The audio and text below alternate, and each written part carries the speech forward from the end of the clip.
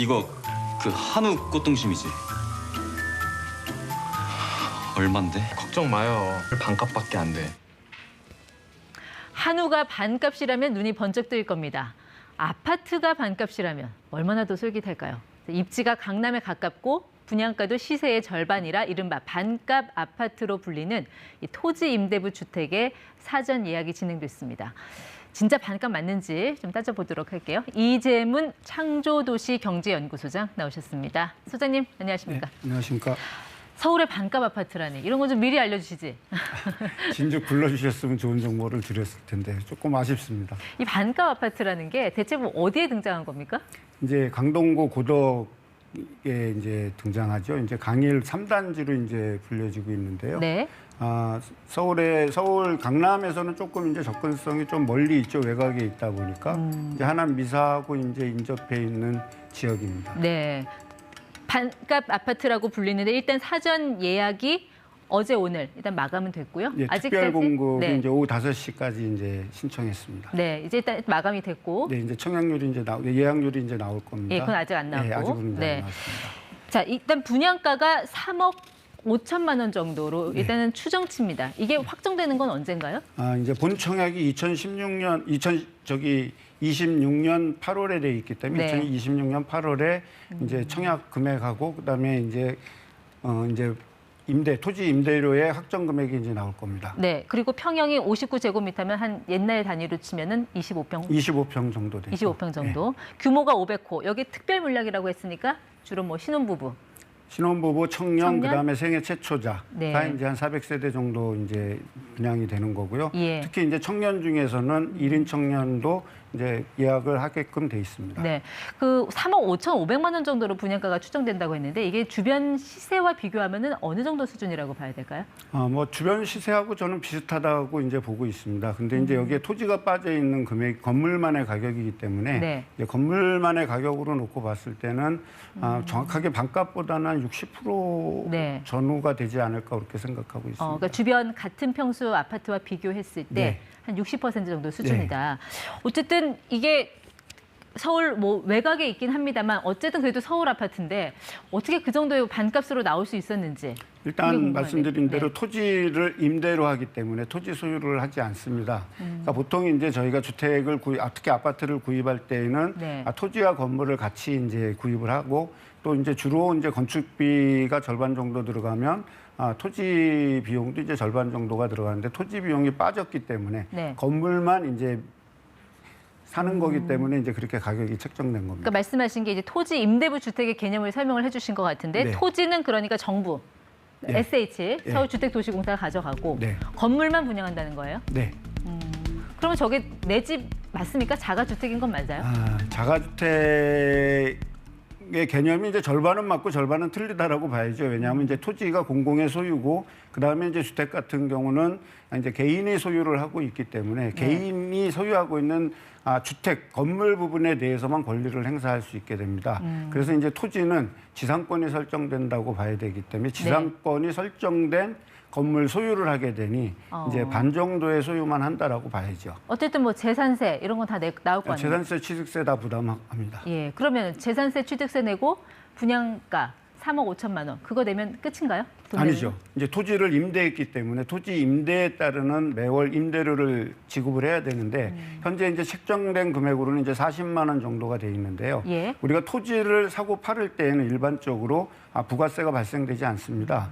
근데 이제 이렇게 토지를 임대할 경우에는 이제 부가세가 발생되기 때문에 네. 40만 원에 부가세 10% 4만 원에서 44만 원에 이제 매월 임대료를 부담해야 됩니다. 그러니까 매월 한 44만 원 정도의 임대료 뭐 여기다가 관리비 그리고 또 우리 대출 받잖아요 보통은. 예, 대출을 그런 거 합치면 월 한 100은 나갈 것 같은데요? 100 이상 지금 나올 걸로 보고 있습니다. 왜냐하면 이제 3억 5천 정도의 이제 분양가가 책정이 됐다 그러면 이제 이 분양가의 80% 정도까지 대출이 됩니다.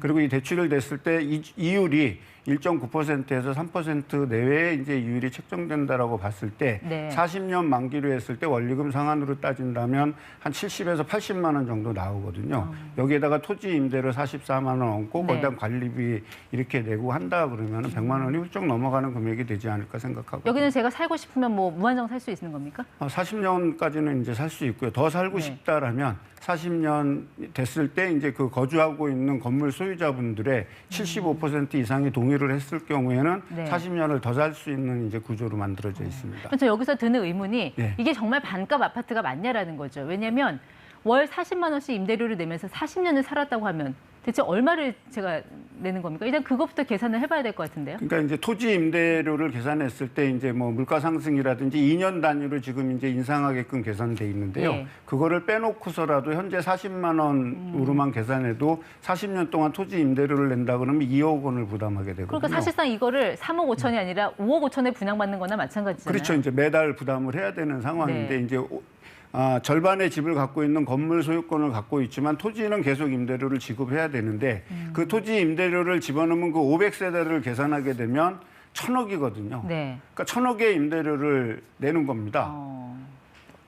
내고 그다음에 나는 토지의 소유권이 없이 40년이 지난 다음에 내가 예. 좀 더 거주를 하게 된다라면 40년을 살기 위해서는 거주민들의 75% 동의를 받아야 된다라는 네. 이런 부분이 있고 또 하나는 뭐냐하면 40년 플러스 40년을 살 수 있다라는 얘기는 재건축을 염두에 두지 않은 거잖아요. 물론 이제 공공이 가지고 있는 부지가 있기 때문에 예. 그렇죠.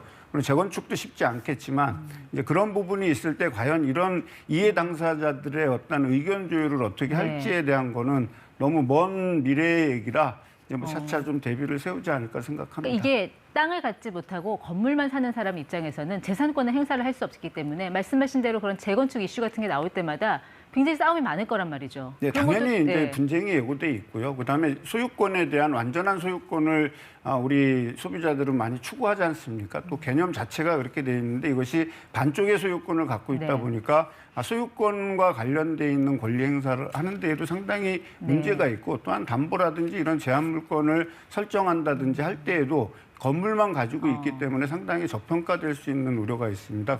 게다가 40년을 보유하게 되면 우리가 건물만 갖고 있기 때문에 건물은 상당히 감가상각이 되는 거거든요. 감가상각이 됐을 때 나중에 40년을 가지고 있었을 때 잔존 가치를 과연 우리 주변 시세만 가지고서 네. 평가할 수 있을지 이게 실로 좀 의문이거든요. 그러니까 저는 SH가 이렇게 할 거면 그냥 보증금 받고 그냥 월 한 40만 원에 장기 임대주택으로 내놓으면 되지 굳이 이거를 뭐 이렇게 반값 아파트처럼 포장하는 게 약간 생색내기가 아니냐 하는 그런 좀 합리적인 의심 뭐 이런 걸 좀 가질 수밖에 없을 것 같은데 어떻게 보세요? 저는 이제 합리적인 의심이 아니라 명백한 의심을 가지고 있습니다. 굳이 이런 방법을 취해야 될까? 그다음에 이렇게 된다 그러면 장기 임대주택을 지어서 장기 임대주택을 해서 임대료를 받으면서 그 주택을 나중에 10년이 됐든 20년이 됐든 분양 전환을 한다라 그러면 저기 그 주택을 예. 거주하는 사람 입장에서 분양 전환을 할 수 있다라는 희망도 있고 또 그런 부분들이 있기 때문에 좋을 것 같은데 이제 이거를 이제 토지 임대부 주택으로 만들겠다라고 하니 이제 이런 고책이 나오지 않았나 생각이 됩니다. 그러니까 앞으로 SH에서는 한 약 4만 호 정도의 물량을 그중에 상당수 일부를 이제 토지 임대부로 추가로 공급을 하겠다고 하는데 앞으로 좀 어디에 어느 정도가 좀 더 나온다고 보면 이제 될까요? 뭐 서울 의료원 자리서부터 이제 여러 군데 자리가 나오고 있는데 아마 예. 주민들의 반발도 상당히 있을 것 같고요.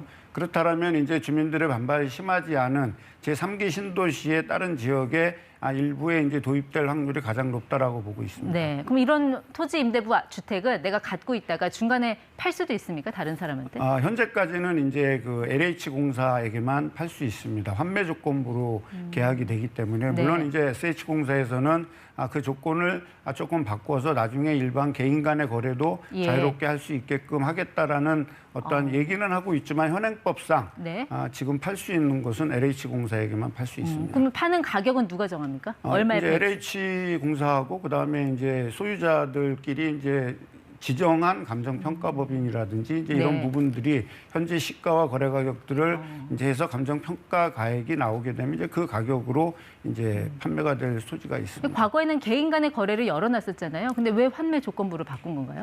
이제 개인 간의 거래가 이제 이명박 정부 때 이제 두 차례 공급된 이제 강남하고 서초에 공급된 것들은 이제 사인 간의 거래가 해주다 보니 네. 이제 사인 간의 거래에 이제 상당한 가격의 프리미엄이 이제 붙은 거죠. 예. 그러니까 이것이 본래 주택 공급의 목적에 맞지 않다 그래서 그렇다면 이것을 그런 네. 본래의 목적에 맞게 하기 위해서 이제 환매 조건부라는 조건을 예. 거는 겁니다. 근데 지나치게 이제 제약을 하다 보니 그러면 우리는 그냥 반전세를 사는 거지 주택을 소유하고 있는 게 아니지 않습니까? 네. 왜냐하면 주택을 소유하고 있다라는 건 내가 자유롭게 사고 팔아야 되는데 이제 그런 부분을 조금 개선하겠다라는 알겠습니다. 거. 어쨌든 뭐 최소한의 자금으로 그래도 나는 서울에서 아파트 갖고 싶다 하는 그런 실수요자 입장에서는 또 이게 매력적일 수도 있는데 이런 아파트 들어갈 때 좀 어떤 점을 좀 주의해서 들어가야 될까요? 일단 뭐 거주를 하기에는 이제 괜찮지만 첫째 이거를 투자재로 보고 들어가서는 안 된다라는 예. 겁니다. 근데 이제 당장 나는 내가 가지고 있는 보유 자금이 별로 없는데 서울에서 어떤 거주 활동을 해야 되는 어떤 이런 목적이 있는 청년 신혼부부 이런 분들이라면 한번 도전해 볼 필요는 있다. 알겠습니다. 이렇게 보겠습니다. 네, 이번은 사전 예약이라 포기가 가능하지만 2026년 본 청약 때는 포기하면 청약 통장을 잃을 수도 있다라는 예, 거. 본 청약 예. 이후에는 이제 청약 통장을 네, 포기됩니다. 알겠습니다. 지금까지 ETY 이재문 소장과 함께했습니다. 고맙습니다. 네.